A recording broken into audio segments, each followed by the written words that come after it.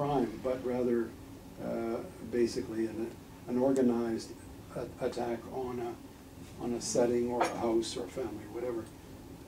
And more than one person did it. Yeah. But it's very, I believe it's rare, but It's rare, and it's usually for a higher payoff. I'm not going to split $5 in change or contents of a purse with my buddy, because it's if you look, an example would be Rosedale. Someone broke into the houses, broke into the safes, stole gold.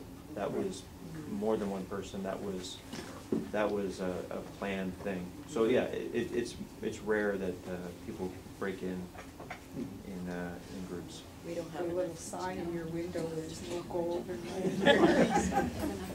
Can I just get back to more specific things that we as residents of this community can do? Because you brought up this idea of, you know, our houses are, you know, bristling with motion sensors and alarm stickers, and it's true, you start to feel like you're living in a jail. And that's one of the things that's great about this neighborhood, is that, you know, everybody knows everybody. I mean, I know almost every single person here. And that there is this nice ease of access between our houses. It's a real neighborhood. It's a real feeling of community and safety. And I don't want to get a house alarm, you know, like, I understand the reasons why. I don't want to go down that road. So what I'd like to do is, I guess maybe coordinate with you some kind of more of a community outreach. Like, say for instance what Leslie brought up about this, you know, nice pamphlet or brochure, piece of paper that has, you know, where you should call if this happens, where you should call if this happens. If you make up a whole stack of those, maybe some people in the, you know, Seton Village Residents Association will go door to door and put them in everybody's mailbox. So everybody in this neighborhood knows what to do, number one. And then, also, your idea about the signs, I thought about that. I thought about having big signs in the alley saying, "Your mother must be very proud of you." Something like that. Like, you know, we're on to you. I see what you're doing. You know, shame on you, kind of thing. Or, you know, like Neighborhood Watch. I don't know exactly what that does, other than gives a sense that you're not operating in a vacuum. You're surrounded by eyes who are watching you. I mean, could we do some specific stuff like that might lead to? Well, yeah, when we talk about home protection, stuff like that, it's as much as you want to take into your hands. Yeah, I'm and willing if I to give do, you, I'm I willing give to. you a list of number of who to call after something happens. Yeah. It's after something happens. Yes, right. You take as much I won't call it responsibility. You take as many steps as you want to secure, to improve security of your area. If you don't want a house alarm, that's understandable. Yeah. It's almost like it's the argument of you tell some people don't walk alone through the park. Well, you have every right to walk alone through the park, and no one should ever attack you, and no one should ever steal your bike just because you didn't lock it up. I know. But it can happen. Yeah. So it's unfortunate, but. But these sort of preventative things, like signs, you know, like this Neighborhood Watch idea, like, you know, also the fact that information is circulating and people are sort of. You're mobilized. Right. Yeah, I think that's good. Can you tell me exactly what a neighborhood watch entails, and Right. are there other communities in the city that are doing it, and does it work? I don't know of any specific community watches like where people would go out and walk around in the city that exist anymore. There are community meetings like this, and it's mostly groups like this that come together and liaise with police for ideas and things like this. But I can't, in 14 Division, that's my experience, think of any groups that send people out to do actual watch. That isn't what the Neighborhood Watch is. The people who are part of it, a lot of it is for children, that people have signs in their That's houses right, a lot and of in their children. windows, so that if kids are in, you know, feel threatened or lost or something, they know they can go to that house, but you have to be signed up, and it just means that these people are available and around. So it's It not actually going shows out and doing potential intruders that the community is mobilized, right? So again, Yeah. it's a community preventative measure. And maybe we walk our dogs through the laneways instead of on the streets. Maybe we can walk our kids to school through laneways and use our laneways more as connecting systems as opposed to where you drive through to get to your parking pad. Exactly. 100%. And look at your laneways as backyards. Someone walking through your backyard, you say you all know each other, that's unusual. It's not a 911 call, and we may not be able to get there right away, but someone unusual is walking through what is essentially our backyards. It may be a shortcut from here to there, but that'd be something that we as police officers were biking around doing general patrol, and you call in and say, someone is walking through the laneway here, I've never seen him before, I don't think belongs here. It's clearly not the highest priority, but for guys on bikes like us, that's what we do. We'll bike up there and we'll ask them, why are you here, what are you doing here? I see people walking through our laneway. I don't recognize them, but except for the fact that they've been doing it regularly or whatever, should I approach them or ask them, or what's your suggestion? I know the old shoplifting tip is when someone comes in the store to say hi to them. Speak to them so they know someone notices me here. Say, hi, how are you? Oh, you live in the neighborhood too? Or something like that. Don't go up and ask for their name, date of birth. That's what I do. What's your name, date of birth, and what's your business? State your business, right? But that's an easy thing too. If people think this isn't a dark alley, this is where people walk through and members of the community are out here, and you say hello, that'd be your step. And if you get the wrong vibe, then you call us and we. So you're glad if we call you just because we feel something is wrong? Oh, absolutely. Yeah, okay. We'll never say don't call for a feeling, right? Right. People apologize to us. A funny story is a person was being robbed across the street and didn't want to bother us by telling us his restaurant was being robbed, and didn't want to bother us because two cops were talking to each other, and he thought he'd interrupt the conversation. So no, absolutely, we're at work. We have no problem. We'll come out, even if you just. And if something does happen, that procedure of calling, see, I don't know what happened after I got, woken up in the middle of the night. Right. I didn't know that I could call the Anytime station you to ever find call- out, yeah. because I don't know whether anybody got caught, I don't know. See, I think that's a problem if you feel like nothing happens. Yeah. It sort of discourages you from Mhm. doing, I That mean, is- naturally, I did something in that case, because we were robbed, Yeah. and I was terrified. But then I thought, it was kind of like, okay, we've done our job and we're going away, is the way I felt about the police. And that is how a lot of people feel, and then Yeah. even up to a year later, someone calls after we made an arrest. It's Right. not forgotten. We don't have the time. Well, that's good to know, I'm just glad Yeah, to know nothing it. is You don't ever- have to apologize, but I'm glad to know it. because I Ideally, we'd didn't walk know. people Okay. through every step we're taking so you can see what we're doing, but time just wouldn't allow for it. But I could have called and you You could can have call found out somewhere, where, yeah, yeah. okay. Well, I'm gonna be provocative because we did have an instance where there was a house that was full of teenagers and parents who were addicts, and the kids had parties, and we called repeatedly, and we were trying to have people come to the house, and we were told, oh, sorry, you just weren't the priority tonight.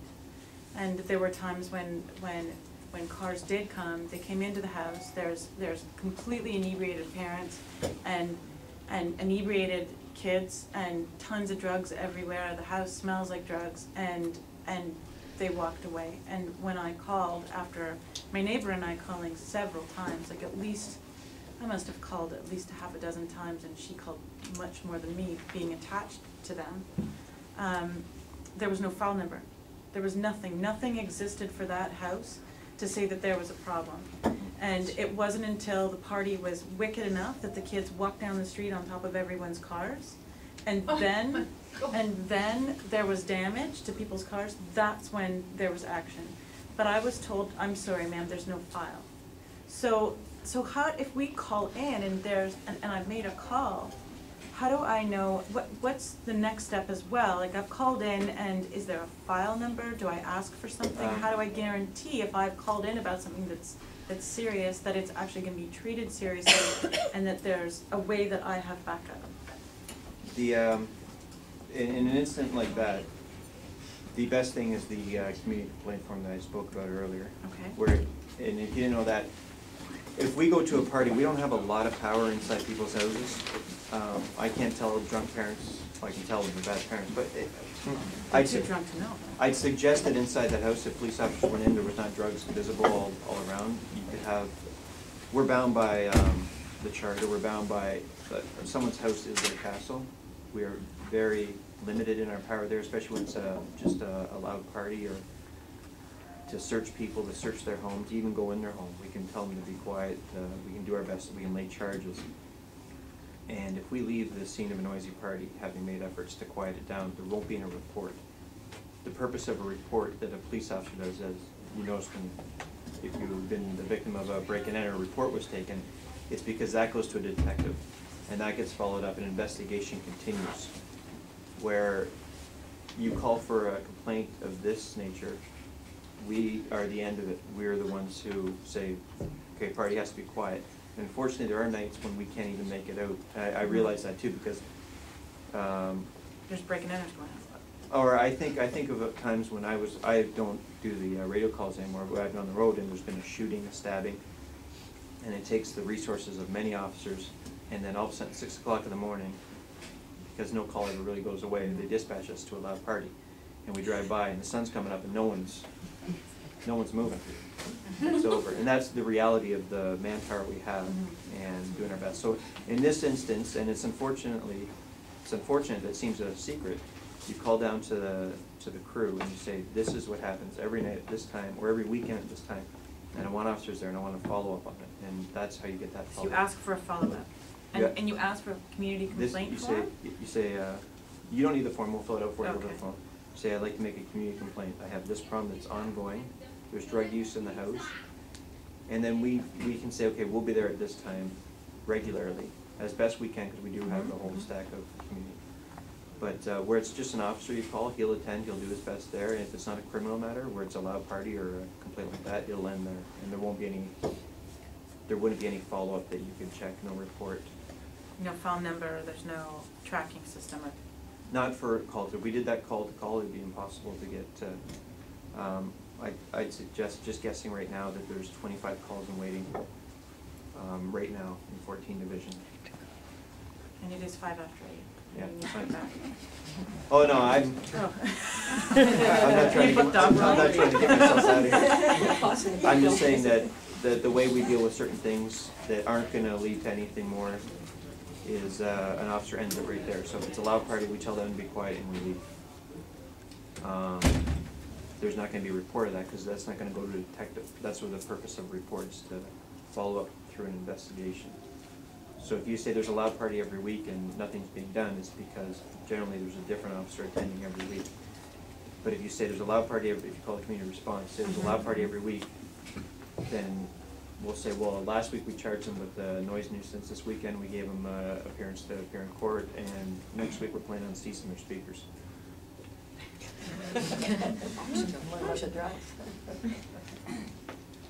Well, I know you said drugs were all over, but I can't comment that. If I saw drugs, there'd be an arrest.